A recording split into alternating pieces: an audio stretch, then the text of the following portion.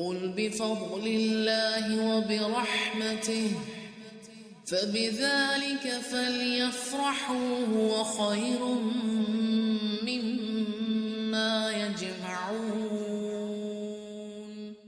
مسلمانوں، تمہارا دوست خود اللہ ہے اور اس کا رسول ہے، اور ایمان والے ہیں جو نمازوں کی پابندی کرتے ہیں اور زکوٰۃ ادا کرتے ہیں اور رکوع و خشوع کرنے والے ہیں، یعنی اپنی دوستیاں بدلو، قبلے چینج کرو۔